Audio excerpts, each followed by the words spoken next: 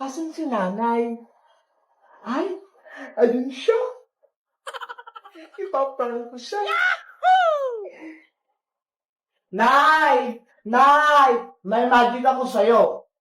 O ano yung bebang? Gusto mo ba ng pera? Wow! Ay, gusto ko yan, pera. Sige Ang gagawin ko dito? Sisilip ka lang dito, may lalabas na 10 piso. Hindi totoo yan. Talaga ba? May lalabas ditong pera? Bola lang yan. Lapit ka, Panay. Itapat mo yung mukha mo dito.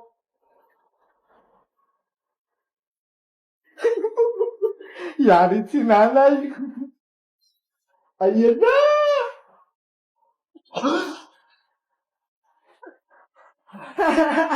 Joke. It's a prank! Kalukuhan mo talagang bata ka. Saglit. May magic din ako sa'yo. Ha? Meron ka rin magic, Nay? Eto, oh. May lalabas din na tubig dyan sa mata mo. Oh no! Hindi naman yan magic Palo yan Ayan, napalo ka tuloy. Ang sarap-sarap ng kape ko rito Ginugulo mo ko.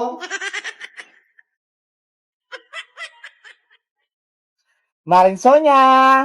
Tabile! Oh, Maring Tere, ang pipiliin mo? Pang-ulam sana, Mare. Yung kasyo sa 20 pesos ko. Ito lang kasi budget ko pang almusal 20?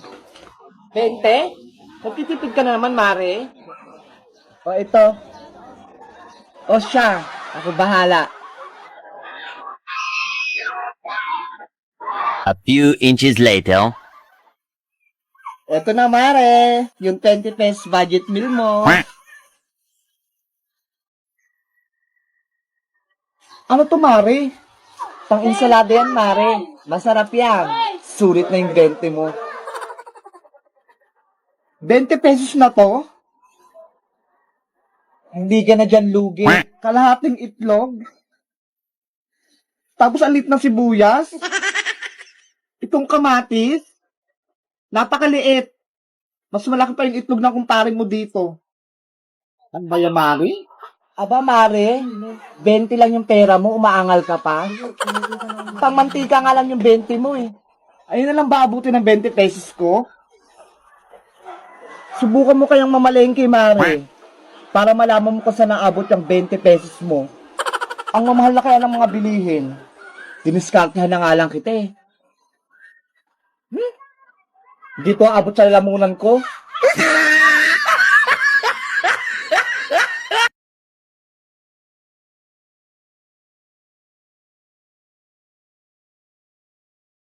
Jungkook Club. Bebang. Ang pogi-pogi talaga na crush ko, Jungkook. Wow! Bebang! Oh no! Bebang! Ano yun, Nay? Pakicheck nga ako ng sinain dyan. Yung sinaing? I-check ko? Jungkook baby, dyan ka lang Antayin mo ako. I-check daw tong sinaing.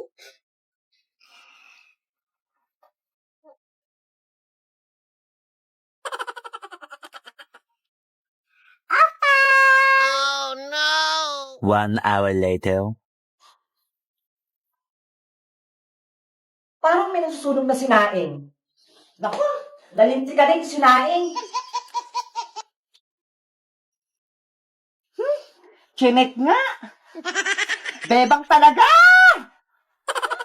Yung utak mo puro na K-pop. Nanggigigil na ako sa'yo. Sabi mo, check ko lang. Ito, kainin mo.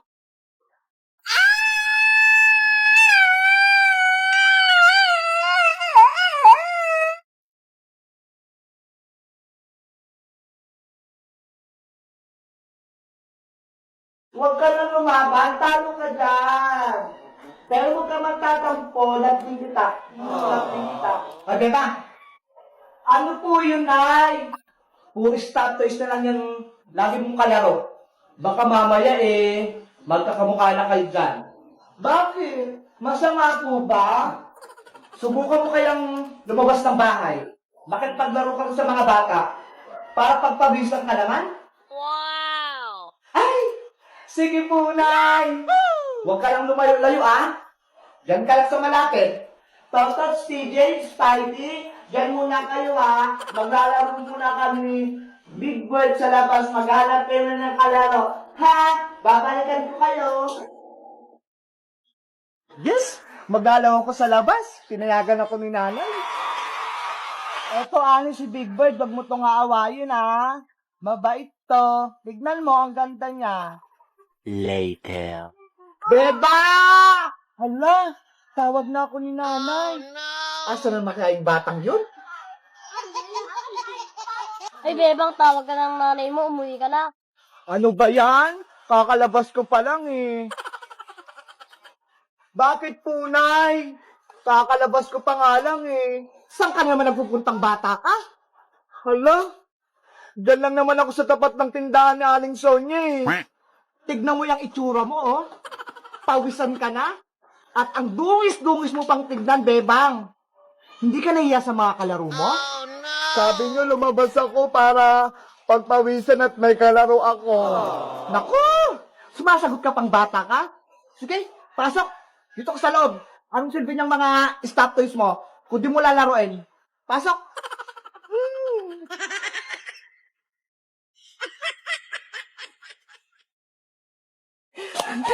Princess, Iska, nandito na tayo sa gubat.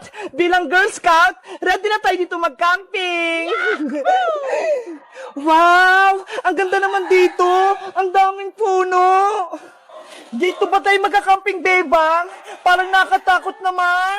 Diba, Girl Scout tayo. Dapat, hindi ka takot, Princess. Kaya nga, ang Girl Scout, matatapang, hindi matatakutin. Mga Girl Scout, makinig kayo. Nandito na tayo sa taas ng bundok. Konti na lang lalakarin natin. Makakarating na tayo sa camping site. Teacher, pagod na ako. Pwede po bang magpahinga? Kanina pa tayo naglalakad eh. Huy, Princess, bawal magreklamo. Gutom na kasi ako, Bebang. Nangihina na yung katawan ko. Walang hihinto, walang magpapahinga. Sumunod lang kayo sa akin para hindi kayo maligaw. Naintindihan? Opo, teacher. Girl Scout, let's go. Follow me. Tara na, Princess. Bilis. Let's go. Hindi ko na talaga kaya. Gusto ko na magpahinga. Kakain nga muna ako. May dala naman pala akong pagkain dito.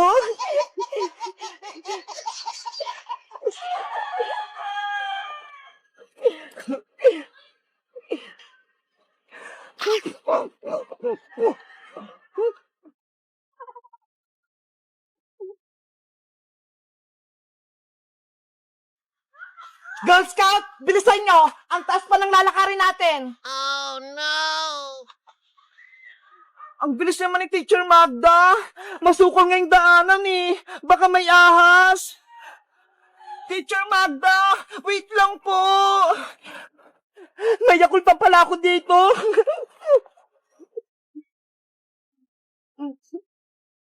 Wow! Ang sarap!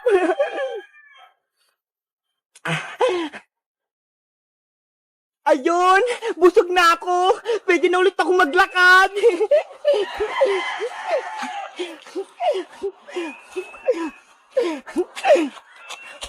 Bebang! Iska! Nasaan na kayo? Lagot! Nahiwalay ako! Oh no! Meanwhile, Teacher Magda! Antayin niyo po kami! Iska! Hindi ko na makita si Teacher Magda! Ang bilis niyang maglakad! Bebang! Si Princess din! Nawawala! Ano? Si Princess! Nawawala! Nasa likod lang natin siya kanina eh! Tapos hindi ko na siya makita! Ano ba yan si Princess? Pasaway! Nakatakot naman dito sa gubat! Baka may monster dito!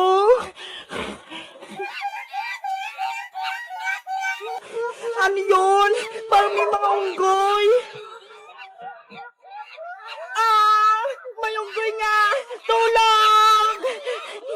Bebang Iska! Tulong! Hinabol ako ng mga unggoy!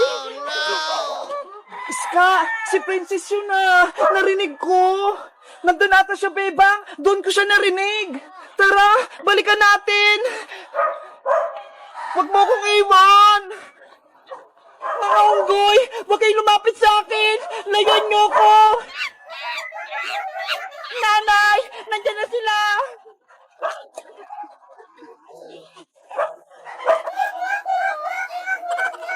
Nakakatakot naman dito sa gubat! Sana hindi na lang ako sumama!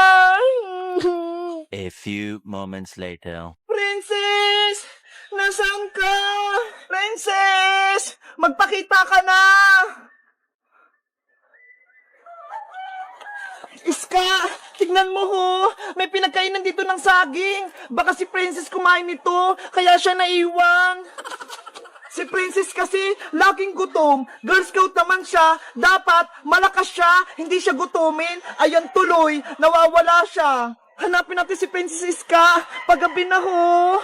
Baka pag madilim na, hindi na natin siya makita. Tignan natin siya ron, Bebang. Bebang! Iska! Tulong! Nandito ako sa puno! Hello guys! Magandang araw! Umakyat kami ngayon sa bundok kasi Girl Scout Day ngayon. Kaso, si Princess, nawawala siya, naliligaw. Alam nyo ba kung saan namin siya hanapin? Mag-comment lang kayo para sa part 2. Bye-bye!